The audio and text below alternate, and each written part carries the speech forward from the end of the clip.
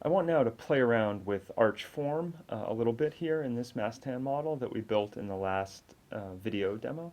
And what I'm going to do is make the arch be a little bit taller and see how that affects the forces. So I want you to write down or remember this number, minus 1.578. We can call it minus 1.6.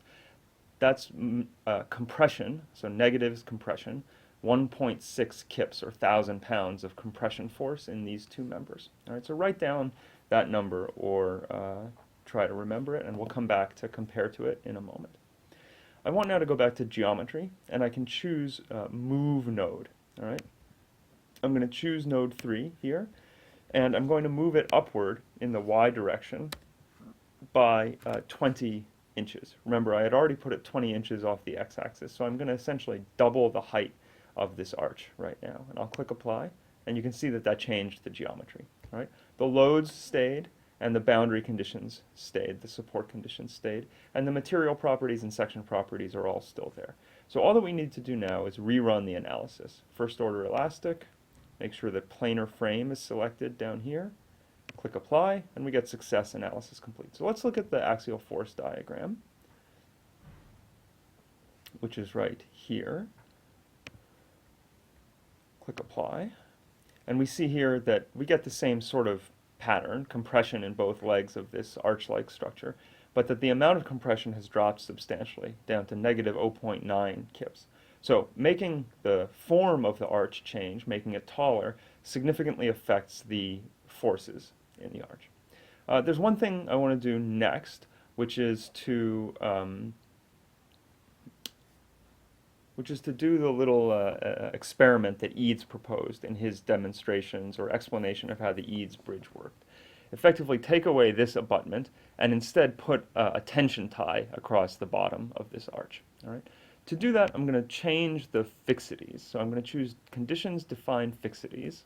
That's conditions define fixities. I'm going to choose node 2 here.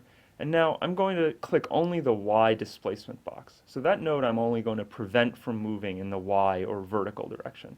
And I'll click apply.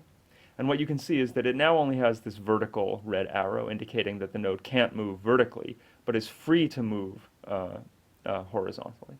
All right.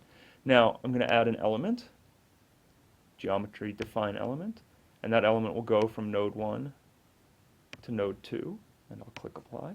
And you see it appears as a dashed dot line. So I have to add section properties, attach section to that element, and attach material properties to that element, and click apply. All right, so it's a solid line, and all is well.